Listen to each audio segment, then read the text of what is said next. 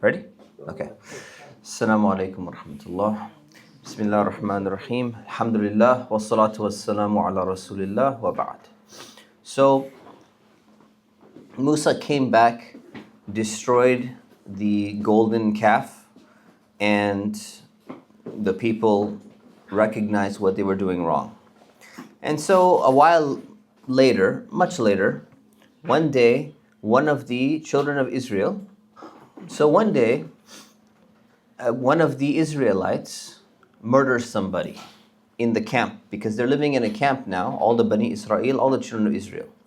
And so they have their own police force, of course. And so the investigators and the police, they go and they search around and they can't find who the killer is. And some of the people who knew, they were covering up. Their family was probably protecting them. So the people went to Musa and they said, Musa, you're the messenger of Allah. Ask Allah to help us find who the killer is. So Musa said, okay. He prayed to Allah and Allah revealed to him exactly what he should do to find the killer, who is the murderer. So he told the people, he said, Allah says there's a first step you need to follow. The first thing you do is Allah wants you to go and slaughter a cow. And so this was right after the incident of the golden calf. They had just worshipped the golden calf, so this is not a coincidence. So Allah is saying the first step is you got to go and slaughter a cow. What did the people start doing? The people who were in charge and who were supposed to do this, they started making fun of him. They say, you got to be kidding. Like, are you joking? We're asking you to help us find the murderer and you're telling us go slaughter a cow. There's no connection between these things. And so Musa responded and he said, may Allah protect me from being foolish like that. Meaning that this is serious. I would never joke about something that Allah is commanding you. I would never make a joke about something like this. So this is not something to take lightly. So do this. So then they responded, they said, okay, well, there are so many cows. There's a lot of cows in this camp that we're living in. We don't know which one to pick. So go and ask your Lord to tell us which cow he wants. So Musa is very annoyed because they could have just picked any cow. If Allah tells you just slaughter one cow, it doesn't matter which one you picked. But they are trying to avoid doing it. And they're trying to continue making fun of him. And they're saying, well, we don't know which one. You have to tell us the right one. So this was not a sincere question. If the question was sincere and they say, well, we want to make sure that Allah wants us to pick the right one or the best one, that would be different. We can tell from their attitude, from their questioning, they're not genuine. They're not sincere in the way that they're asking.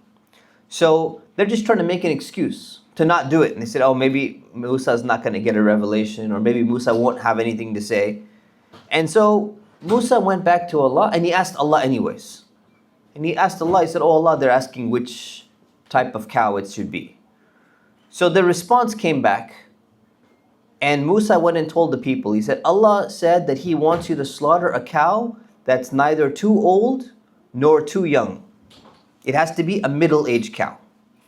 And this time he said, now just do it.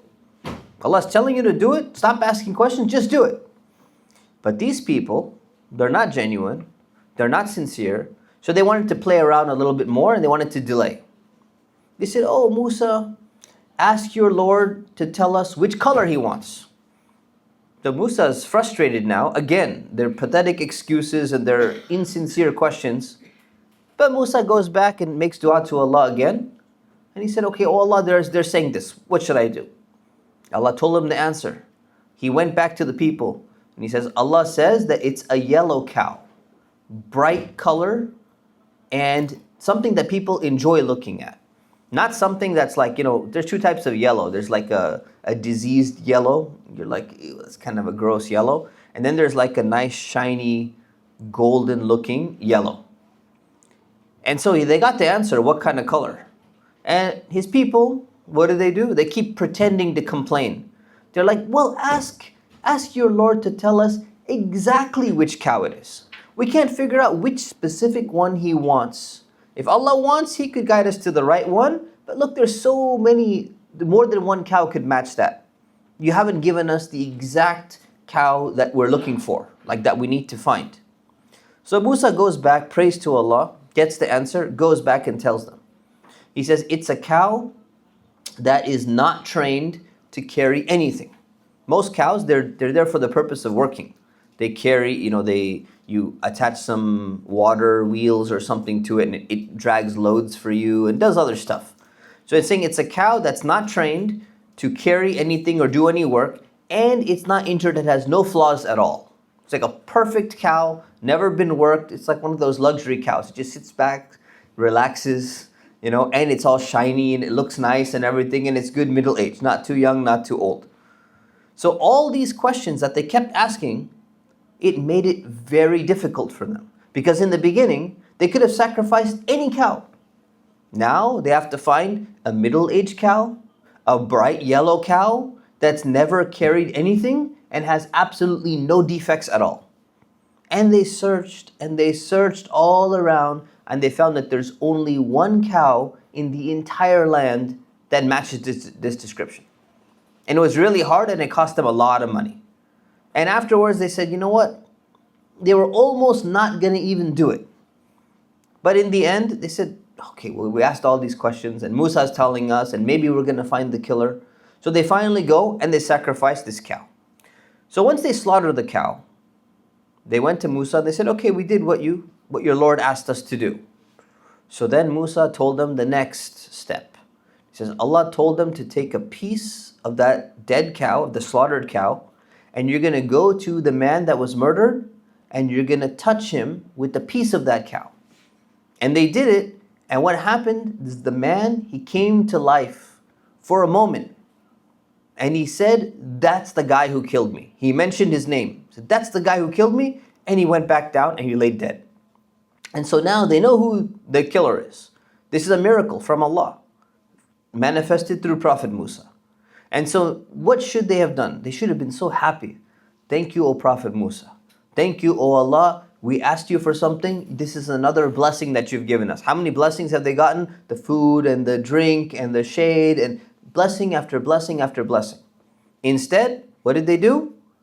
Rather than thanking Allah for the help, they were embarrassed. Especially the relatives of the person who was the murderer, they got embarrassed. Oh man, our family's looking bad now. And they got mad. Said, why did Allah have to reveal His guilt? Now our tribe looks bad. So they got upset.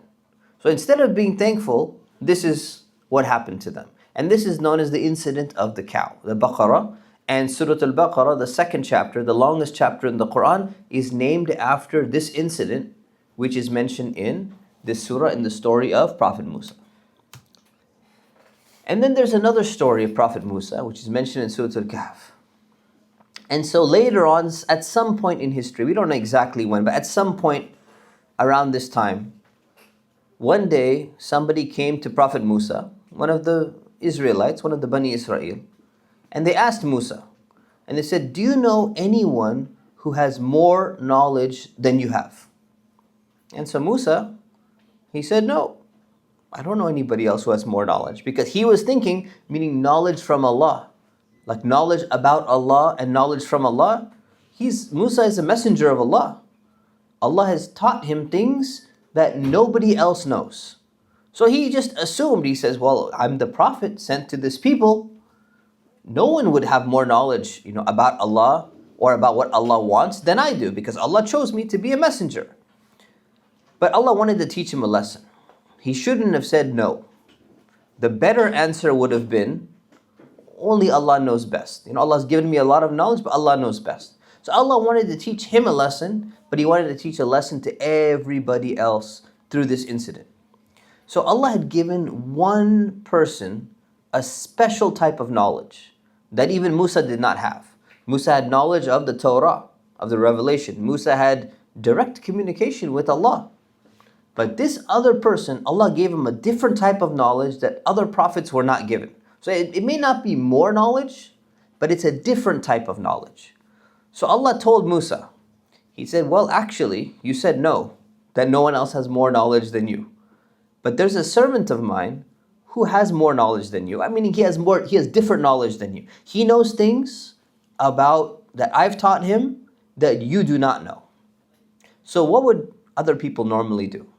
Other people, they might get jealous. If you look at the story, if you remember the story of Iblis, he got jealous of Adam. If you look at the story of the two sons of Adam, Habil and Qabil, what happened? One got jealous of the other. Here, Musa did not get jealous. Musa instead, what did he do? He said, I want to meet this guy.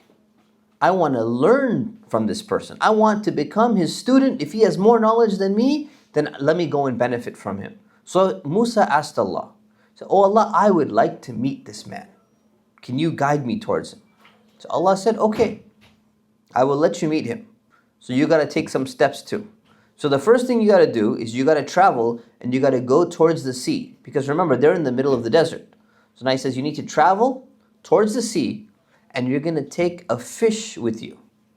So Musa had like a little basket or like a tray or a container or something. And he took a fish with him. And Allah told him, he said, when you lose this fish, the man is going to be at the place where you lose that fish. So Musa has no idea what this means. Like, why is this happening or what's going on? He doesn't know. But he says, I'm willing to put my trust in Allah and Allah is telling me to do this. Okay. So Musa goes out on a journey and he has one companion with him. He takes a friend with him. It's his servant. His name is Yusha or Joshua. And they go and they're traveling, just the two of them. And they reached this large rock where two seas would meet. And so Musa got tired and he said, I'm going to take a nap. Let me lie down. So Musa lied down. He laid down. He took a nap. And while he was sleeping, the fish jumped out of the basket. And it started moving and it made its way into the sea. Probably there was like a little water or something like that, or it was very, very close to the sea. And it managed to get to the water and just went right back into the sea.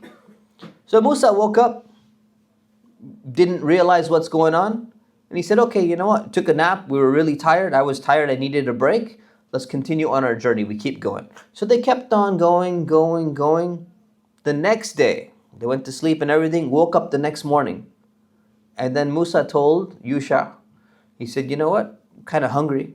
Why don't you prepare our breakfast for us? Our journey has really made us tired. They've been probably traveling on foot, or maybe they had one animal or something like that. He said, we're pretty tired. Prepare our breakfast and let's eat. And then at that moment, his servant remembered, he said, I just remembered something. I totally forgot to tell you. Remember when you took a nap at that rock yesterday? We actually lost the fish there. And I saw it, but I totally forgot to tell you. I looked in the basket, the fish was not there anymore, and I forgot to tell you. And Musa said, that is the sign that we've been waiting for. So his servant probably didn't know that was specifically the sign. He should have told him, but he didn't think it was that significant. But Musa knew what the sign was. So he said, this is what we've been waiting for a long time. So what did they do? They went back, they backtracked, and they went back to the same location, and they found a man there. The man's name is not mentioned in the Qur'an, but it's mentioned in Hadith, and his name is Khadir. Some people say Khidr. So this man Khadir, Allah has given him a special knowledge that nobody else has been taught before.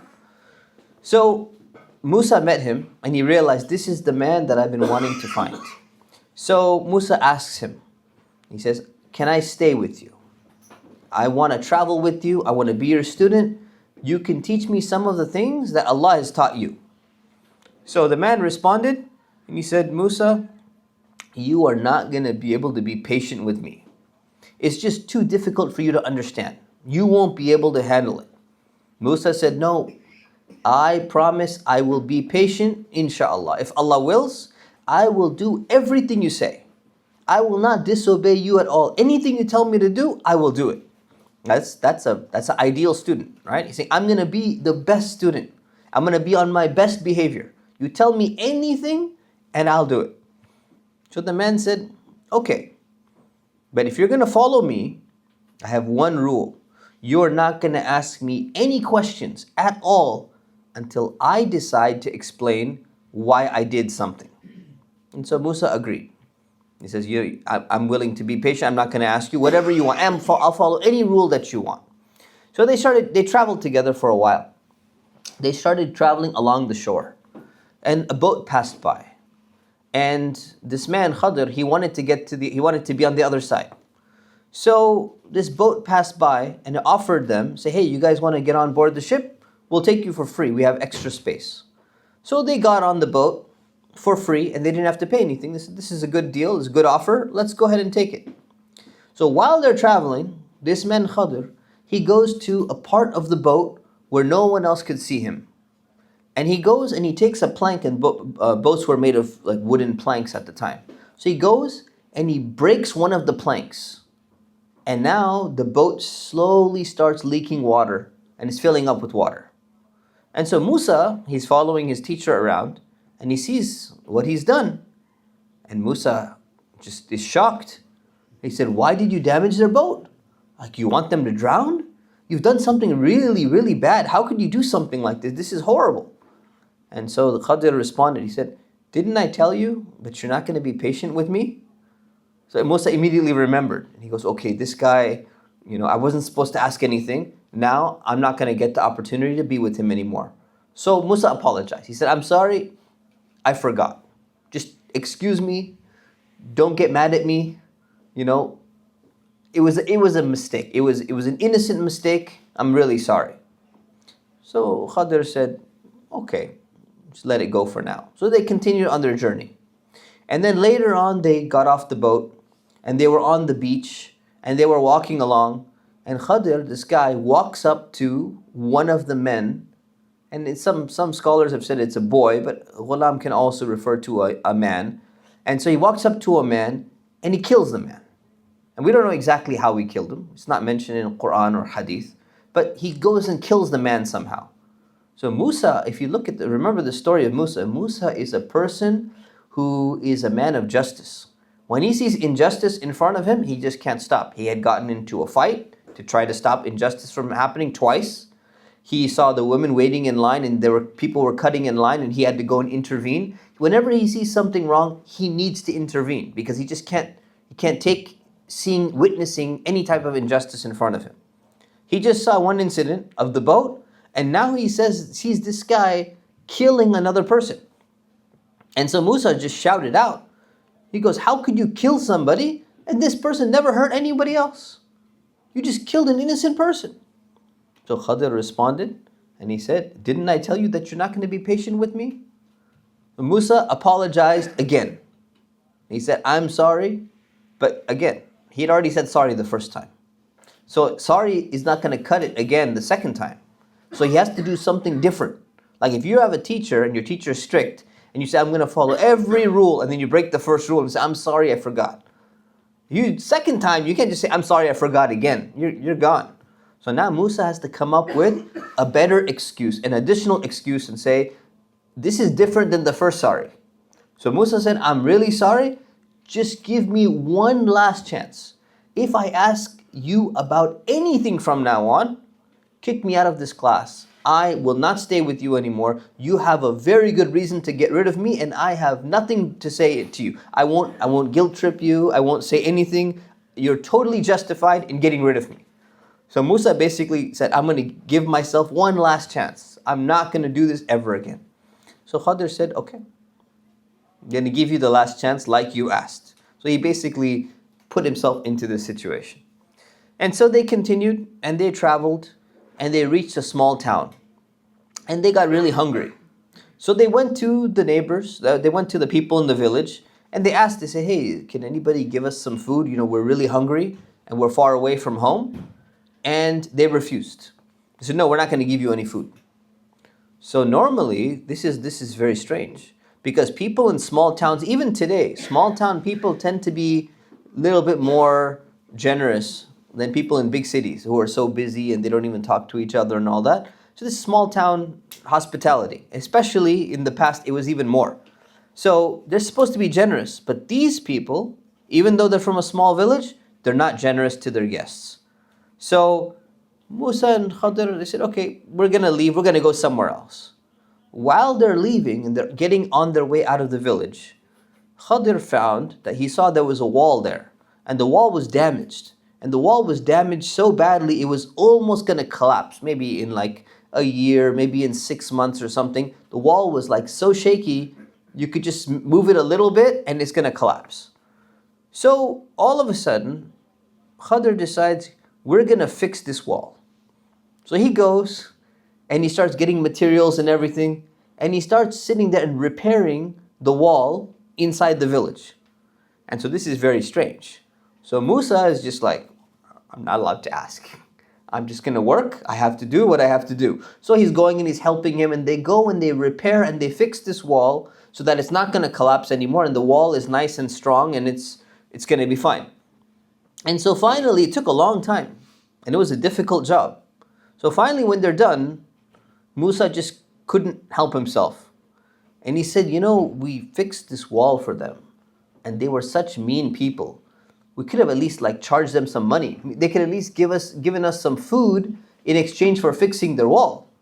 So Musa just didn't like the idea that we're helping people for free, and these people were so rude and they were so mean to us.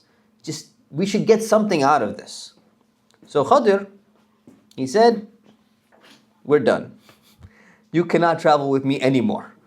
So he says, you're basically kicked out of this class because you were not supposed to ask any questions. You're not even allowed to ask that question. And this was a minor question. See, the first question was medium level of injustice. The second question was extremely high level of injustice. And then the third one was really tiny. And Musa thought, it's something small. Maybe we could just get something out of it. And he says, no, you violated the rule again.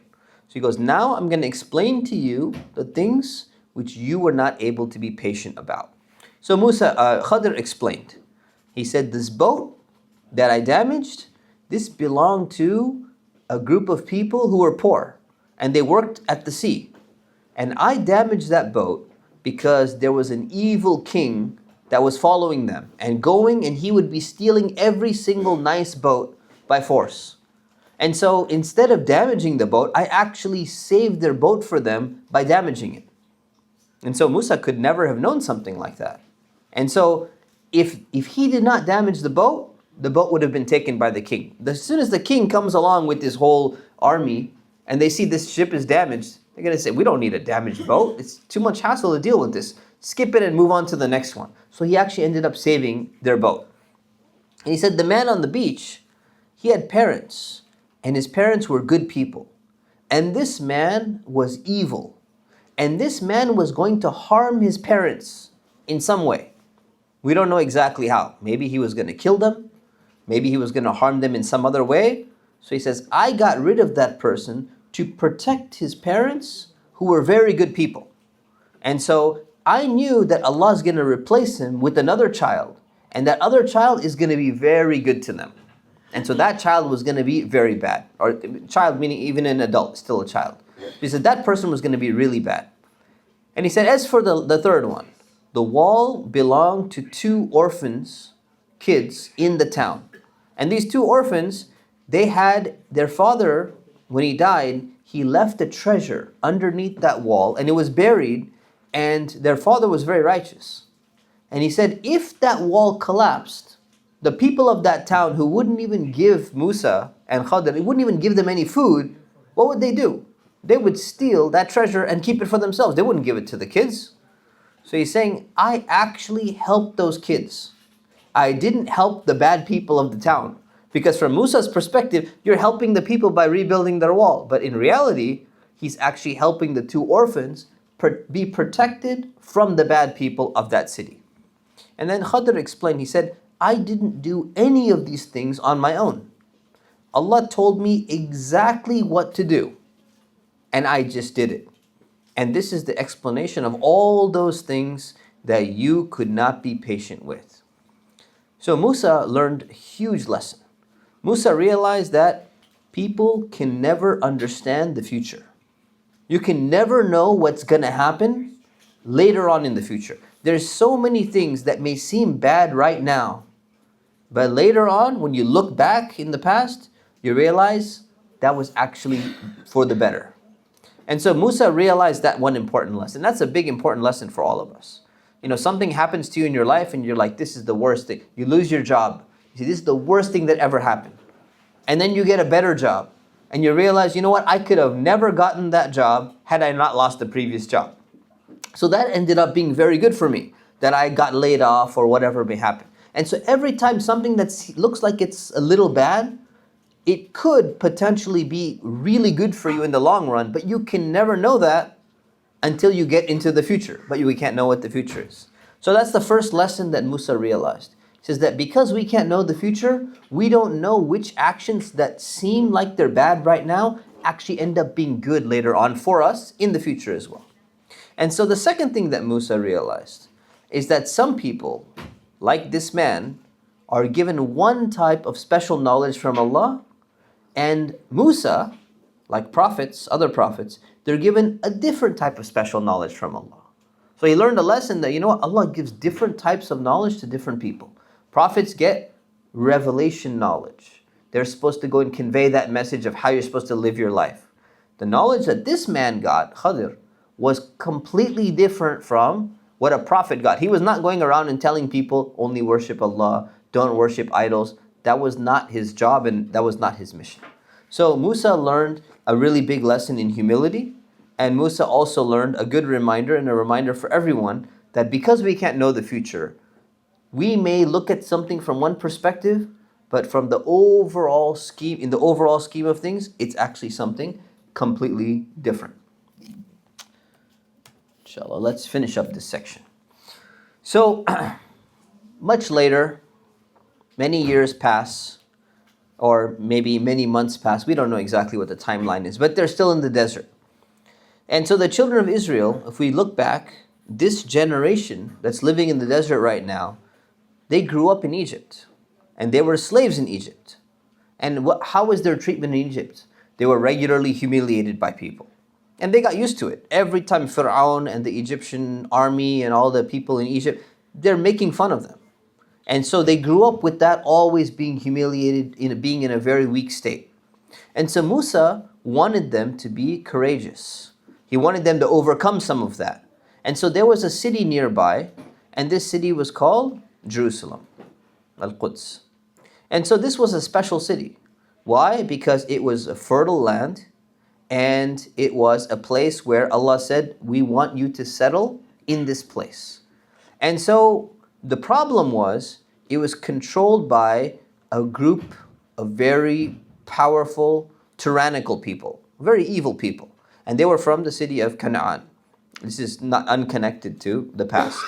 And so Allah wanted the Bani Israel, He wanted the children of Israel to be in this city, but He didn't want to give it to them for free. He wanted them to earn the right to live in this excellent city by fighting against those bad people. Now they faced an enemy before. They faced Fir'aun and his entire army. How much effort did the children of Israel have to put in to defeat that army? Nothing. They did absolutely nothing. They just had to walk along and the entire army was destroyed for them. Now Allah is saying, well, we want you to go into this city, and this is a beautiful city and it's a nice city, and there's some really bad people in there too. We want you to earn the right to be in the city, but you got to put in the effort this time. It's not going to be free for you. Because they got blessing after blessing after blessing. And what are they doing? Complaining after complaining after complaining. So they needed this. So Allah says, you need to put some effort into it. You need to fight against these bad people and get them to stop doing what they're doing. Then you can go into the city. So Musa encouraged them. He said, you got this, guys. My people, remember all of the blessings Allah has given you. He sent so many prophets to you, to Israelites as a community, as a nation. He gave you so many blessings that He did not give to anybody else. So He said, this land of Jerusalem, this blessed land is right in front of you. All you need to do is you need to fight just a little bit, and you take it from these bad people, from your enemies. And Allah is going to make it easy for you. You put in a little effort, Allah is going to make it easy for you. Now Musa was a little bit concerned because he thought they might become scared because these are ungrateful people. He's had a bad experience with these people. So he reminded them. He said, listen, don't refuse to fight. Allah is telling you, you need to fight. Don't refuse. If you do, you're going to lose out. It's going to be bad for you. So Musa gave him the motivation. Musa gave them the warning. He tried both methods. And what did they say? They said, Musa, those people in the city, they're really strong. So we're not going to go into that city until they leave. So we'll wait. We're very patient people. We're willing to wait, Once they decide to leave the city, we're going to go in. As if they're just going to leave. No one's just going to abandon a nice fertile city for no reason. So they're making these excuses. So there's two brave men among the Israelites. They responded. And they said, come on guys, we can do this. All you got to do is fight a little bit and get past the city gate. And once you get in the city gate, Allah's going to give us victory. He's going to make it easy from us. So don't think of the whole project as like a giant war, a battle we have to fight. Break it up into steps. And all we need to do is the first step. Just get past the gate. Allah's going to make everything else easy for us. Just trust in Allah. And so, those were good words and a good strategy, but those motivating words did not work. So what did the people do? They responded, they said, Musa, we will never go into that city as long as those people are in there. So you and your Lord, you two, you go and fight. And we're just going to wait here. And so what did they want? They wanted Allah to destroy their enemy through a miracle, just like He did with Fir'aun. But this time, Allah wants them to put in some effort. Allah wants them to deserve the reward. So Musa was finally sick and tired of his pathetic people. Everything is ungratefulness. Everything is an excuse. And now, he just made dua to Allah. He said, oh Allah, my Lord, I have no control over these people. I only have control over me and my brother. Because he knew Harun is obviously with him. He said, oh Allah, you decide whatever's going to happen. I'm done with these people. Musa was so frustrated with them. Miracle after miracle, blessing after blessing, they're not grateful. And now Allah's giving them a direct command, they're not going to do it. So Allah told Musa, He said, this is the consequence of their action. This city is going to be forbidden for them for 40 years. They will not be able to enter into the city for 40 years. They're going to wander around the desert. And you know what? Don't be sad about that. It really sucks, but don't be sad because that's what they deserve. So this is exactly what happened. For 40 years, these people who refused to fight, they stayed in the desert. And they grew old. And they eventually died out. And during that time, even Musa eventually died. Harun died. And it's not their fault. Their people refused to fight. So even Musa and Harun were not able to go into the city. But what happened? Why 40 years? The entire generation that was the problem, they died out.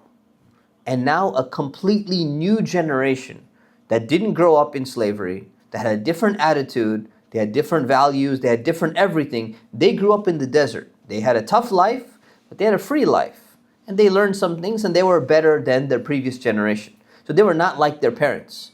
And eventually, they gathered under the banner of Yusha. We just talked about him, Joshua.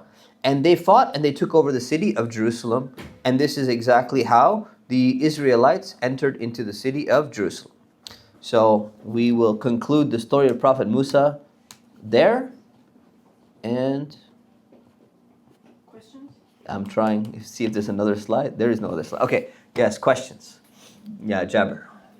So is the story of the death of Prophet Musa true about how the angel of death came to him and basically he came in human form and Musa hit him and Musa lived for another year? Is this a true story? You asked the same question in my halaqah. Do you remember what answer I told you? No. Oh, you don't remember? Okay, yeah. So this is an authentic hadith about it, but some scholars have questioned its origin, even though the narration is strong. But some people have questioned whether the hadith is still authentic or not based on its text. Okay? Other questions? Yeah. You mentioned that the people living in Jerusalem were bad people. I was curious, why they were bad people, why the Israelites were ordered to take over that city. Yeah, so they were doing bad things. We don't know exactly what they were doing. Maybe they were oppressing the other cities around them. Maybe they were unjust to the people there. But they were doing some type of injustice and immoralities that Allah wanted them to be kicked out of that city. Okay. Other questions?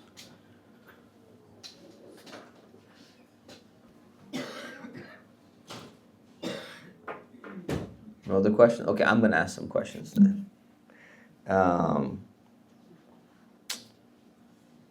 What did Musa do with the golden idol? The golden calf. I know I wasn't here, but did he burn it? Did he burn it? That's right, he burned it. And he got thrown into the sea. Very good. All right, next question. What characteristics what was the cow supposed to have that they were supposed to slaughter? What are all the characteristics it needed to have after they asked all those questions? Oh, I got this. Besides Jabir. Anyone? Yeah. I might be wrong, but it had the characteristics that only one cow had, and the people had to buy it out at a very huge price. I think it was either yellow or brownish. I don't remember the color, but Okay. I think this is awesome. Okay, it was yellow. Yeah. Keep going. What else? Okay, Jabir, go ahead. It would have to be a middle-aged. Middle-aged cow. Yellow. flawless cow. Flawless cow. And one more. Didn't work. Didn't work. Exactly. 4 things and didn't work. Good. Last question before we go for Isha. How did Musa know where to find Khadr? Gotta raise your hand if you know. Yes. Where he lost the fish. Where he lost the fish. Exactly. Good. All right, that was quick. One more question. What 3 things did Khadr do that Musa disliked? Yes. He like kind of destroyed the boat. Damaged the boat. He killed a person. Killed a person. And then he built a wall for a village that didn't give them food. Exactly. Good. He built a wall for free and they didn't give him food. Very good. All right, we'll leave it at that. We'll see you next week. Subhanakallahumma bihamdik. Ashhadu an la ilaha illa ant. Astaghfiruka wa atubu ilayk. Assalamu alaikum.